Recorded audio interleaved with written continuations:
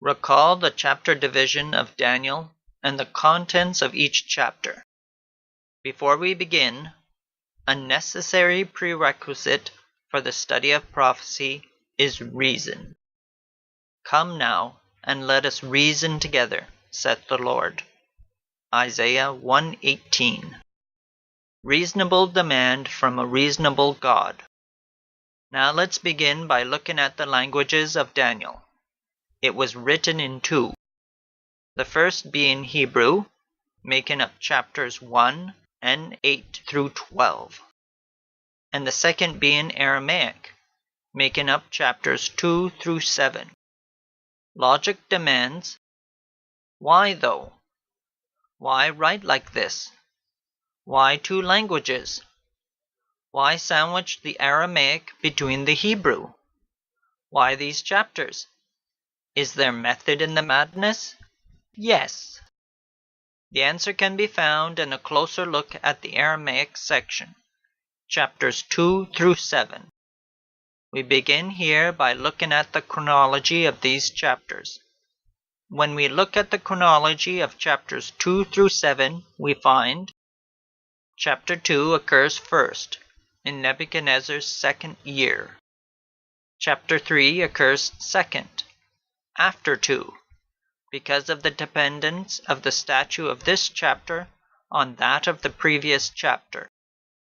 Chapter 4 occurs third, after both 2 and 3, because it is the culmination of Nebuchadnezzar's conversion story.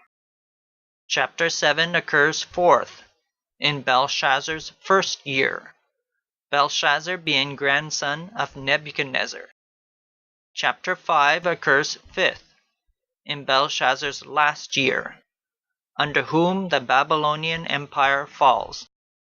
Chapter 6 occurs sixth, under Darius the Mede, the Medes and Persians having replaced the Babylonians as rulers of Babylon following the events of the previous chapter. Once again, logic demands, why though? Why write like this? Why write out of chronological order, neither forward nor reverse? Is there method in the madness? Once again, yes. Finally, we wrap this up by looking at the themes of these chapters. When we look at the themes of chapters 2 through 7, we find chapters 2 and 7 are united in the theme of fallen kingdoms. That is, the rise and fall of kingdoms. Chapters 3 and 6 are united in the theme of kingly persecution. That is, persecution under the king. And finally, chapters 4 and 5 are united in the theme of fallen king. That is, the fall of the king. The structure we have just seen is called a chiasm, named after the Greek letter chi, which became our letter X, informally called a sandwich, for obvious reasons. Okay, so Daniel 2 through 7 contains a chiasm. Once again, logic demands, why though? Knowing there is a chiasm there doesn't explain why it is and what it means. Please keep the following two things always in mind when studying prophecy. 1. Structure is not accidental. It is made with purpose. And 2. Structure always contains or provides added information, over and above that contained in the text itself.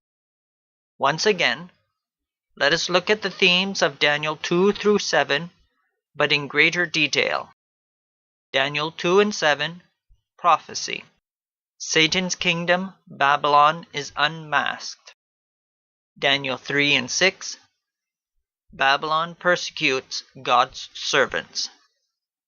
Note on Daniel 6. Symbolically, lions represent Babylon, and Darius, though a Mede, is king of Babylon. Daniel 4 and 5, Babylon falls.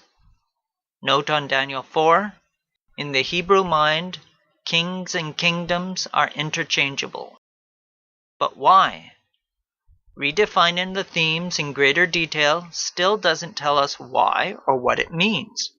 Or does it? The message of Daniel 2 through 7. Prophecy, which unmasks, reveals Satan's kingdom, Babylon. Unmasking, revealing its deceptions, leads to persecution by Babylon, as Satan hates those who set his deceived captives free.